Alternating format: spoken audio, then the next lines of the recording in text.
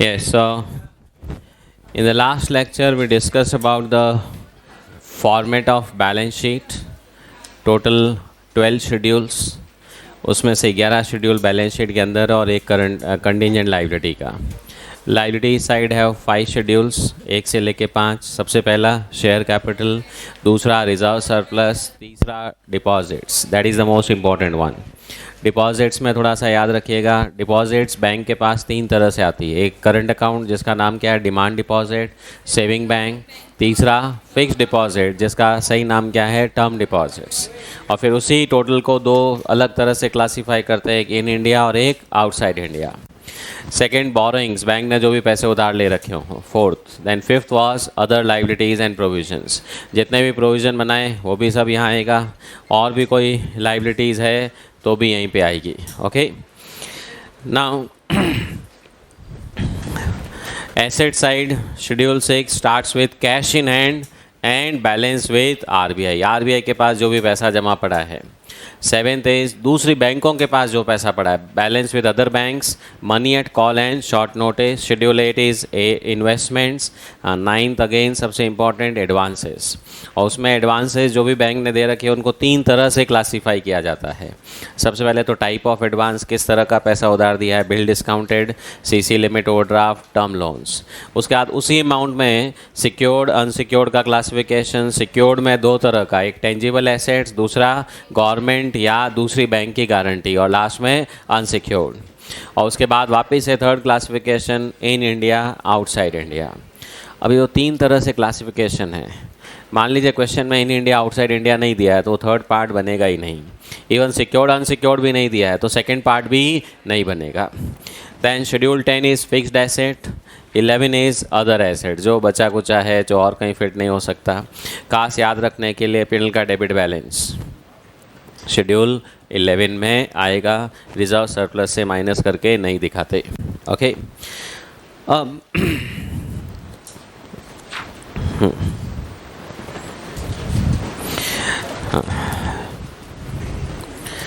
देखिए page 62, important points for PNL. जो PNL बनाते वक्त अपने को ध्यान रखने थे, वैसे वो क्वेश्चंस में सब कवर हो चुके हैं। First, interest not collected on NPA will be deducted from interest income. वो कैसे क्वेश्चंस में किया ही था, एनपीए का ब्याज जो कलेक्ट नहीं हुआ माइनस कर दिया। Loss on revaluation of current investments can be either shown in schedule 14 और प्रोविजंस एंड कंटिजेंसीज। ये क्वेश्चन में आया था, 125 का लॉस था, मैंने बता दिया था। नेक्स्ट, बेड डेट्स, वो चाहे प्रोविजन फॉर डाउटफुल डेट्स हो, ये सब कहाँ पर आएंगे, प्रोविजंस एंड कंटिजेंसीज में। 25% of net profit for the year has to be transferred to statutory reserve even if question is silent। हाँ, कोई क्वेश्चन आ जाए और वो कहते हैं 20% ही ट्रांसफ़र करना है तो ठीक है, क्वेश्चन भगवान है। Next, provision for tax as percentage of net profit अगर है तो उसका कैलकुलेशन कैसे करेंगे, schedule 13 + 14 - 15 - 16 minus provisions contingencies other than tax वाले। Provision for doubtful debts, bad debts जो भी है वो सब कम करके जो अमाउंट बचेगा उस पर परसेंटेज निकाल लेंगे। हाँ, बैलेंस शीट के लिए खास बात, closing balance of rebate on bill discounted, tax provision, provision for doubtful dates will be shown under other liabilities and provisions. ये मैंने वैसे अदर लाइबिलिटीज़ प्रोविजंस में शेड्यूल 5 में लिखवाया भी था, देखो आप लोग, rebate on bill discounted, provision for tax, provision for doubtful dates, ये सब यहाँ पर आएंगे। Debit balance of PNL will be shown under other assets, bracket में लिख भी लो, शेड्यूल 11। अब before I take up the question on balance sheet PNL, will discuss today about the requirements of CRR and SLR. Okay, क्योंकि balance sheet वाले questions में इसका भी कभी इनबिल्ट यूज़ आ सकता है और अलग से क्वेश्चन भी आ सकता है, CRR SLR requirements. Now RBI as a part of its monetary policy, okay, is controlling the flow of money in the market with the help of these two weapons, CRR and SLR. Okay, now how it functions, just understand. ठीक है, अपने को आगे तो खैर calculation का ही काम करना है, बट इसको थोड़ा सा लॉजिकली बता देता हूँ कि ये काम करता कैसे है. Balance sheet of a bank, schedule 3 deposits. Suppose bank के पास 1,00,000 रुपए जमा हुए, लोगों ने पैसे जमा कराए. हाँ, चाहे वो करंट अकाउंट से आया, सेविंग अकाउंट से आया, चाहे टर्म डिपॉजिट से आया. ओके, तो अब ये बैंक के पास पैसा आया. हाँ, और एक मिनट. हाँ,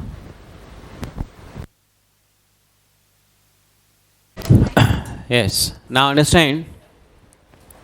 तो बैंक के पास जैसे ही पैसा आया, हाँ, बैंक की नींद उड़ जाती है.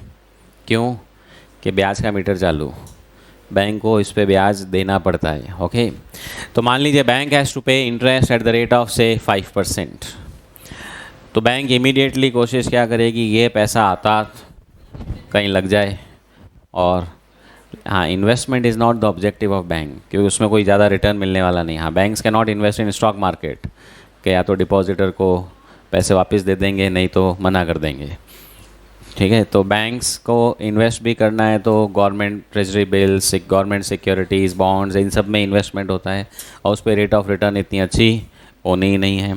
तो बैंक्स तो हमेशा कोशिश क्या करते हैं कि पैसा उधार लेने वाला मिल जाए. ठीक है, एडवांसेस.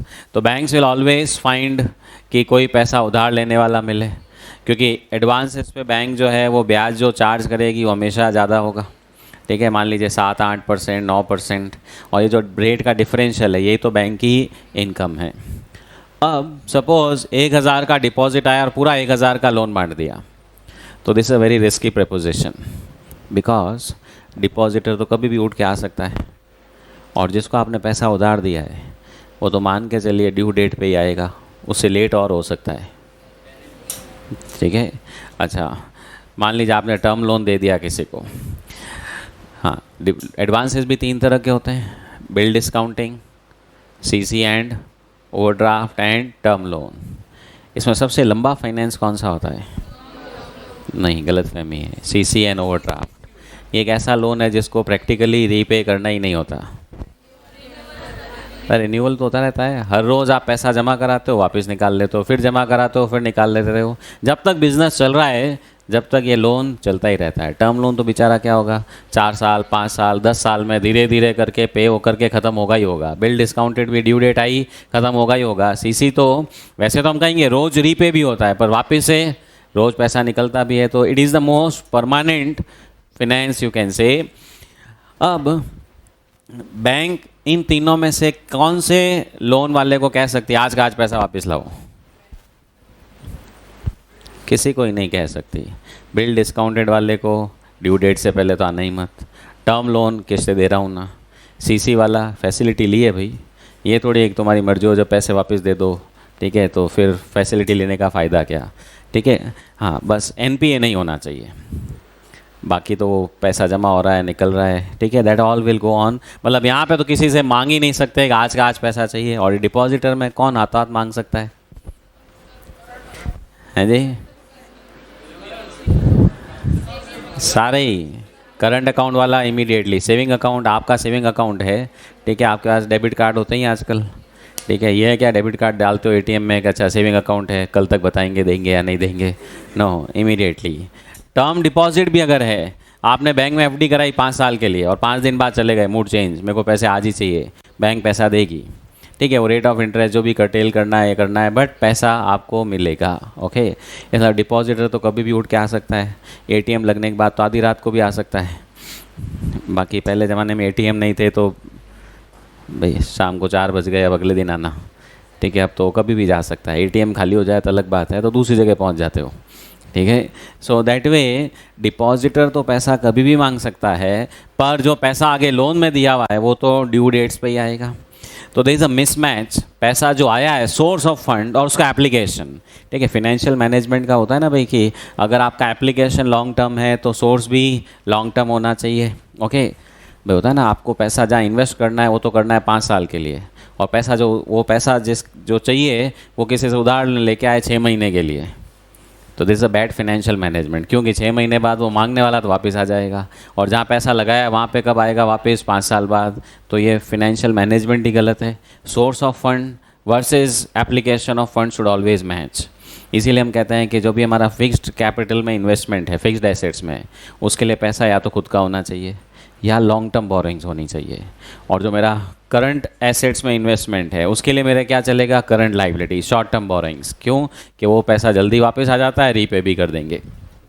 तो अब इसका मतलब ऐसे भी समझ सकते हो, फिक्स्ड एसेट खरीदने के लिए सीसी लिमिट काम नहीं ले सकते, उसके लिए क्या होना चाहिए, टर्म लोन। हाँ, पर स्टॉक डेटर्स इन सब के लिए सीसी लिमिट काम आएगी। तो अब ये मिसमैच है। कल को डिपॉजिटर एक जना भी पैसा मांगना आया, मान लीजिए सारा का सारा पैसा एडवांसेस में बांट दिया, अगले दिन आया एक जना 10,000 चाहिए, आपने कहा अभी तो है ही नहीं पैसा। क्यों कि जितना कैश आया सारा का सारा लोन में बांट दिया। अब आप उसको कहोगे थोड़ा आज नहीं कल आना, ये होते ही तो फिर हंगामा, बाकी के जो लोग हैं वो भी सब आ जाएंगे कि नहीं नहीं इस बैंक में गड़बड़ है, ठीक है। और पहले तो फिर भी एक दिन लगता था न्यूज़ स्प्रेड होने में, अगले दिन अखबार में आता था जब तक, आजकल तो 2 मिनट में तो व्हाट्सएप पे सब जगह पहुंच जाता है। ऑल ओवर इंडिया की ब्रांचेस में लोग पहुंच जाएंगे कि नहीं इस बैंक से पैसा निकालो, और वो बैंक कोलैप्स हो जाएगी। मतलब फिनेंशियली फिट होते हुए भी अगर सारे डिपॉजिटर एक साथ पैसा मांगने आ गए, ठीक है, दैट विल ऑलवेज कोलैप्स। तो अब आरबीआई से जितना डिपॉजिट में पैसा लिया है सारा का सारा एडवांसेस में नहीं बांट सकते, ठीक है। You have to keep some cushion. Depositor कभी भी आ सकता है, अच्छा दोनों ही चीज़ें हैं, अगले दिन कोई और पैसा जमा कराने भी आ सकता है, तो कोई विड्रॉ करने भी आ सकता है, but just on the anticipation कि अगले दिन कोई पैसा जमा कराने आएगा अपना काम चल जाएगा, no, that becomes a risky proposition. तो आरबीआई से आपने जितना डिपॉजिट लिया पूरा का पूरा एडवांसेस के फॉर्म में नहीं बांट सकते। इसमें से कुछ पैसा आरबीआई के पास जमा रखना पड़ेगा इन फॉर्म ऑफ सीआरआर, और कुछ पैसा लिक्विड फॉर्म में रखना पड़ेगा in form of SLR. This is investments. हाँ, ऐसा इसलिए कि अगले दिन अगर डिपॉजिटर पैसे मांगने आया कोई दिक्कत नहीं, हाथों हाथ क्या करो, आरबीआई से पैसे मंगा लो, पे कर दो। या एसएलआर, एसएलआर में कैश इन हैंड भी होता है, लिक्विड ही तो है। इन्वेस्टमेंट्स में सिर्फ आप कहेंगे शेयर्स, डिबेंचर्स, बॉन्ड्स, वही नहीं, आपके पास कैश इन हैंड पड़ा है, दूसरे बैंकों में पैसा पड़ा है, वो सब क्या है, लिक्विड ही तो है। तो आप वो पैसा अपने पास रखेंगे ताकि कोई डिपॉजिटर मांगने आ जाए, यू कैन पे इट। अब आरबीआई ने मान लीजिए सीआरआर में कह दिया 5% रखना है, एसएलआर में कह दिया 20% रखना है, तो व्हाट विल हैपन, 1 लाख का 5%, 5,000 will be in form of CRR, 20%, 20,000 will form of SLR. तो इसका मतलब 1 लाख में से 25,000 तो रुक गया, लोन कितना बांट पाएंगे, 75,000। ओके, अब how RBI controls the money flow in the market. RBI को जब लगता है कि इन्फ्लेशन बहुत बढ़ रहा है, हाँ, इन्फ्लेशन बढ़ने का कारण क्या होता है, 2 रीज़न होते हैं। एक, मार्केट में अवेलेबिलिटी नहीं है, सप्लाई नहीं है। दूसरा, डिमांड ज़्यादा है। डिमांड ज़्यादा क्यों होती है, कि लोगों के पास पैसा ज़्यादा है। तो आरबीआई कहते हैं इन लोगों से पैसा हटाओ, लोगों के पास पैसा ही नहीं होना चाहिए खर्च करने के लिए। तो लोगों के पास पैसा नहीं होना चाहिए, उसके इलाज क्या हैं, तो एक तो रेट ऑफ इंटरेस्ट बढ़ा दो, तो ऑब्वियसली मनी की कॉस्ट बढ़ जाएगी, तो हर कोई सोचेगा यार ये खर्चा करूँ कि नहीं करूँ, ब्याज का खर्चा ज़्यादा लगेगा, और उसमें भी आजकल लोग डरते नहीं हैं, देखा जाएगा। दूसरा है उनके पास पैसा होना ही नहीं चाहिए, मतलब उनको लोन ही कम मिले।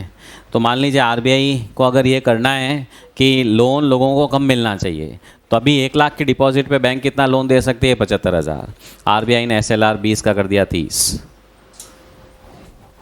व्हाट हैपन्स, ये 20,000 का कितना हो जाएगा, 30,000। तो लोन देने के लिए पैसा 65।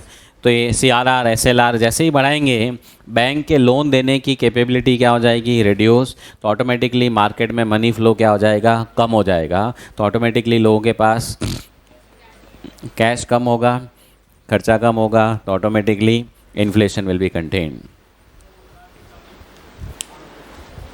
कार की चाबी नीचे ही है।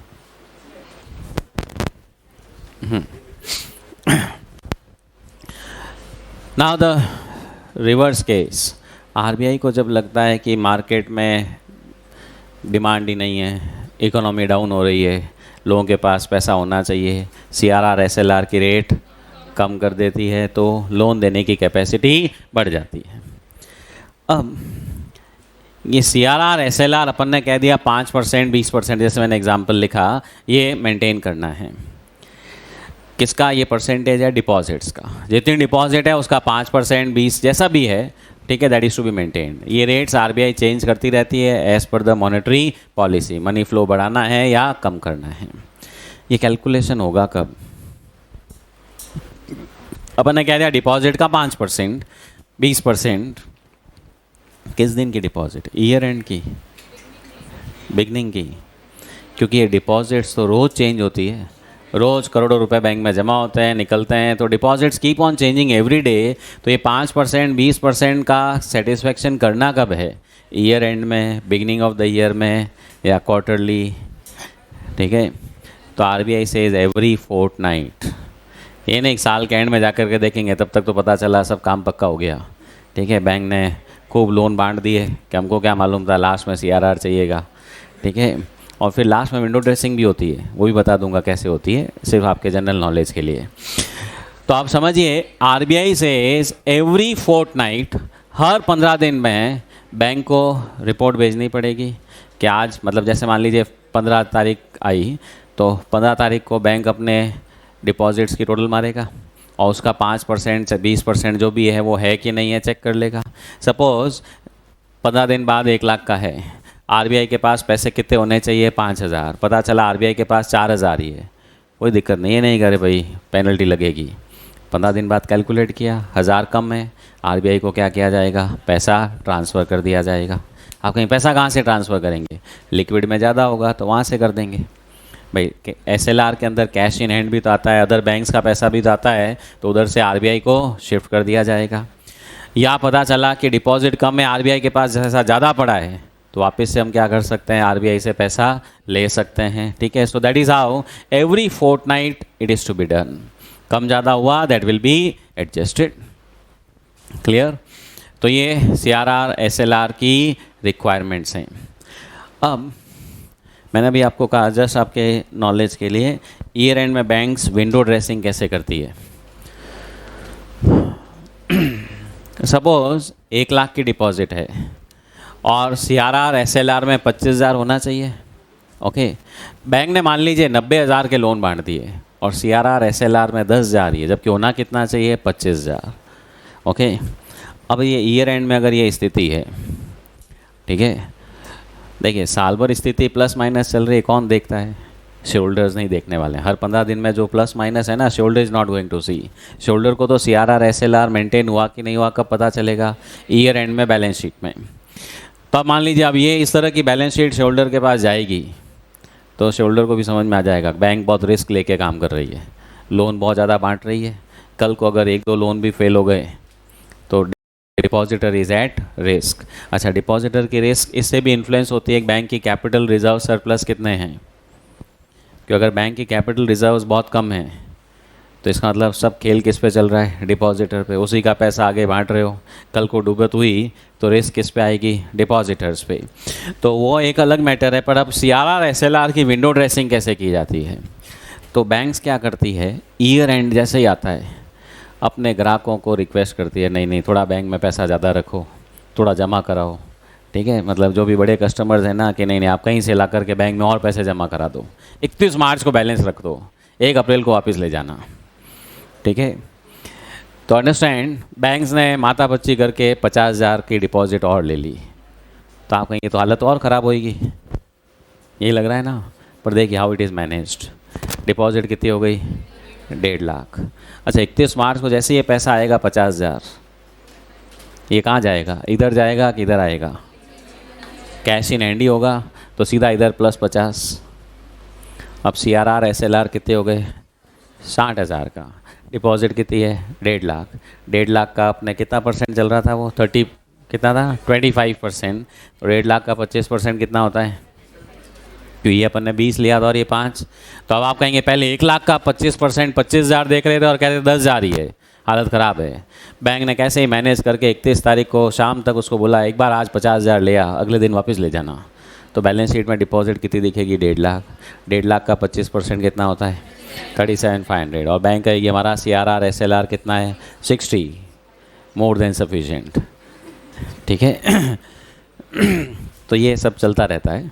ठीक है, आप भी बिज़नेस में जाएंगे तो पता चलेगा 31 मार्च को बैंक वालों का प्रेशर रहता है। आप 31 मार्च को एक चेक लेके चले जाओ विड्रॉल का कि 5 लाख विड्रॉल करने हैं, वो भगा देंगे, आज तो अर्घीज नहीं देंगे।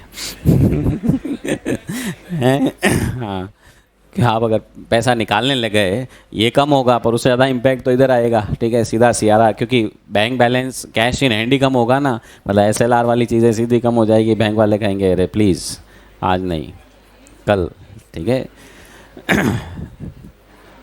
ओके है जी भाई, हो सकता है ना बैंक में भी नौकरी करनी पड़ जाए, तो ध्यान तो होना चाहिए बैंक की बैलेंस शीट कैसे बचानी है। ओके, हाँ जी, अब थ्योरी निकालिए भाई। CRR एंड SLR देखिए,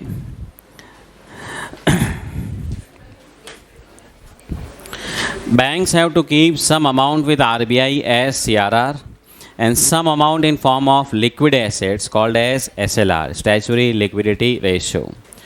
Both CRR and SLR are required to be maintained as percentage of किसका? Demand and term liabilities, that is Schedule 3। हाँ, डिमांड एंड टर्म लाइबिलिटीज़। तो देखिए लाइबिलिटी है Schedule 3, डिमांड लाइबिलिटीज़, ये दोनों तो रीपेबल ऑन डिमांड ही होती है। और ये कौन सी वाली लाइबिलिटी है? टर्म वाली। तो डिमांड एंड टर्म लाइबिलिटीज कुल मिला के Schedule 3 का ये परसेंटेज होगा।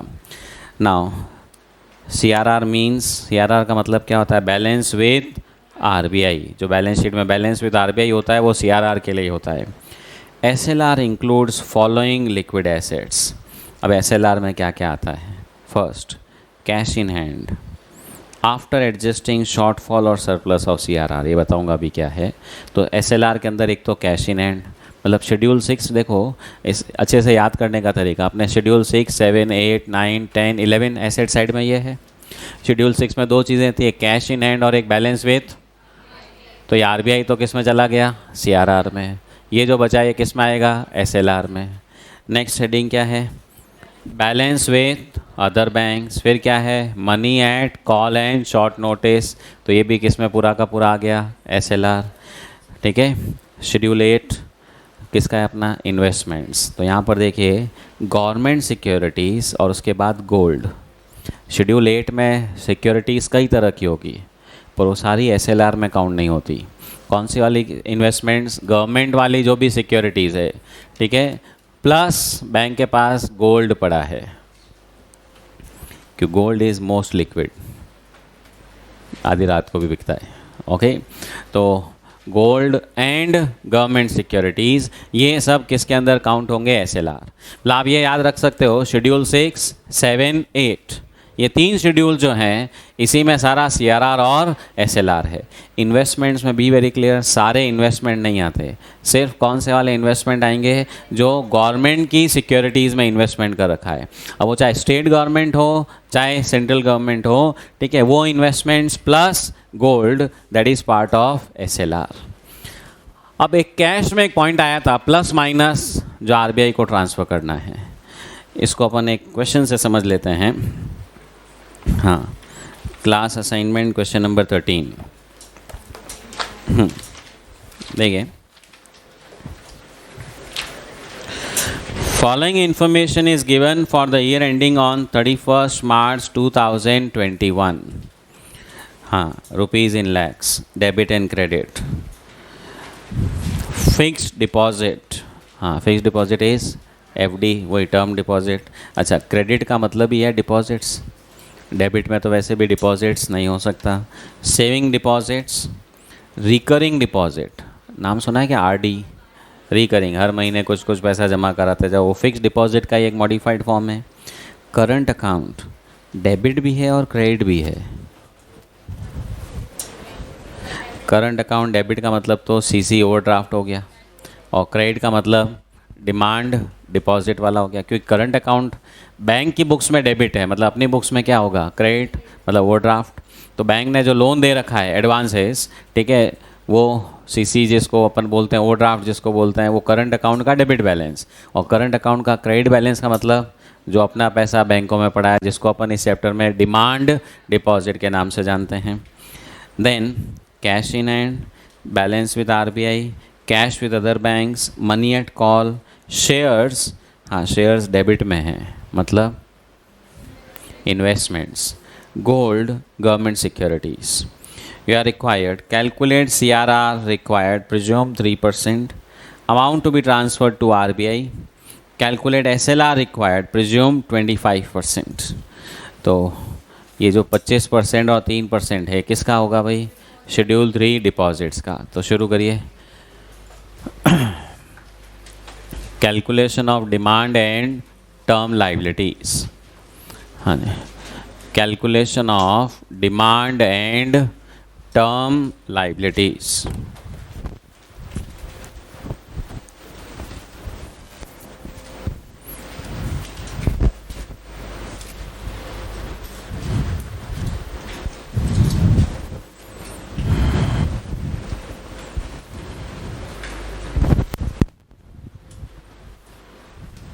हाँ जी, सो लिखिए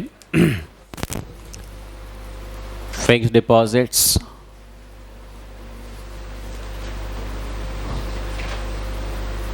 सेविंग डिपॉजिट, रिकरिंग डिपॉजिट और फिर करंट अकाउंट, ब्रैकेट में लिख लीजिएगा क्रेडिट वाला, हाँ डेबिट वाला नहीं आएगा।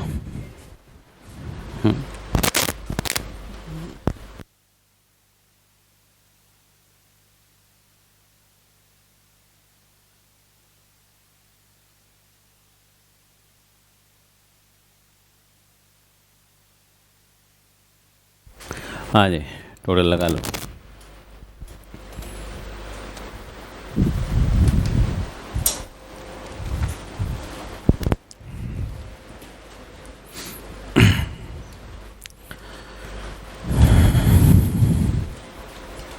So 50,000, 45,000, 1,700, 52,012,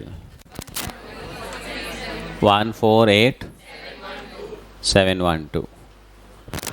अब CRR, हाँ जी रिक्वायर्ड, RBI के पास पैसा होना कितना चाहिए?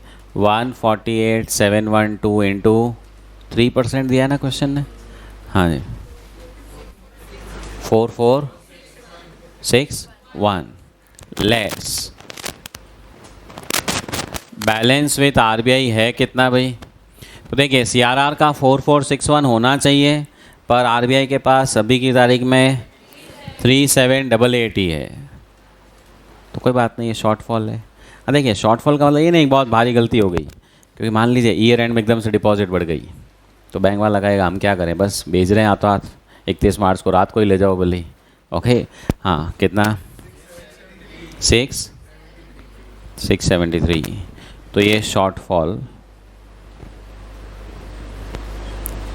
To be transferred to RBI। तो ये शॉर्टफॉल आप कहेंगे RBI को क्या करना है? ट्रांसफ़र करना है।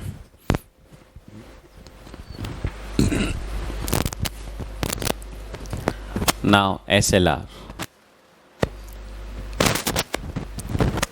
SLR रिक्वायर्ड 148,712 का कितना परसेंट है? 25%, 37,178। नाउ लिक्विड एसेट्स हमारे पास है कितने? तो देखिए लिक्विड एसेट्स में सबसे पहले कैश इन हैंड, हाँ 2 मिनट रुक जाइएगा समझ लीजिए। कैश इन हैंड कितना है हमारे पास? 16015।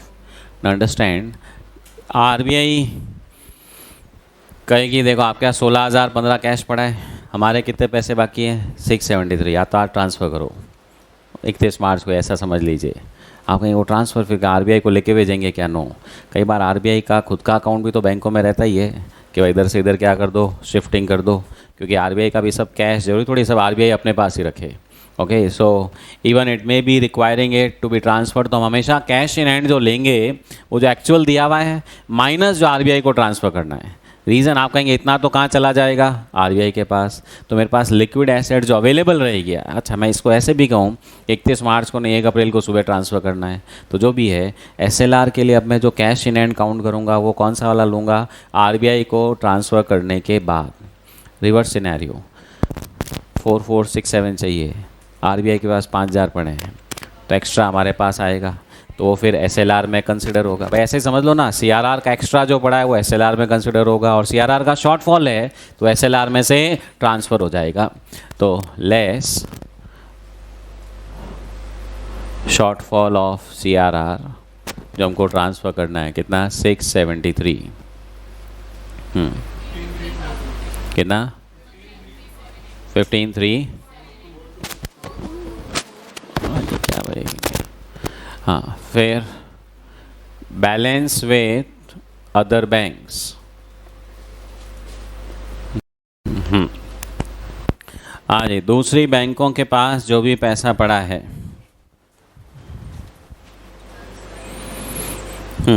कितना है भाई, 15,587, मनी एट कॉल, हाँ, money at call and short notice 21012, shares आएंगे क्या भाई, हाँ, shares are not considered. Gold आएगा 5523, गवर्नमेंट सिक्योरिटीज 11017,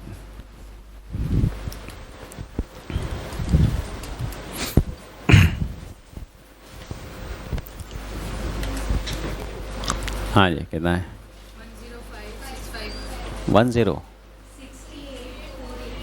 68,480, हाँ जी, इन दोनों का डिफरेंस निकालिए। तो यहाँ तो एक्सेस है, एक्सेस कितना 31, हाँ, अब आप कहेंगे कि लिक्विड एसेट होनी कितनी चाहिए, 37 है, कितनी 68, तो ये बैंक बहुत अच्छा काम कर रही है भाई, है जी। तो एक तो हो सकता है विंडो ड्रेसिंग, ईयर एंड में डिपॉजिट लेकर के मामला बैठाया होगा। दूसरा कारण हो सकता है बैंक के पास डिपॉजिट्स तो बहुत आ रही है, लोन लेने वाले ही नहीं है। अच्छा, जब तक कोई लोन लेने वाला आएगा नहीं तब तक तो पैसा कैश इन हैंड और उसी में पड़ा रहेगा, तो ये काउंटर प्रोडक्टिव होता है। कारण अगर ज़्यादा पैसा लिक्विड में पड़ा है तो इसका मतलब उस पर ब्याज की कमाई भी कम हो रही है, और ये अगर ये पैसा लोन में बढ़ जाएगा तो कमाई ज़्यादा होगी। तो इसीलिए बैंक के दोनों ही डिपार्टमेंट भागते रहते हैं। लोन डिपार्टमेंट कोशिश करता है कैसे करके कोई मुर्गा मिले लोन लेने वाला, और डिपॉजिटर ये ढूंढता है वो ईयर एंड में एक्टिवेट होते हैं, ठीक है, कि भाई सीआरआर एसएलआर ख़राब नहीं होना चाहिए। Okay, understood, CRR and SLR requirements. Question number 14,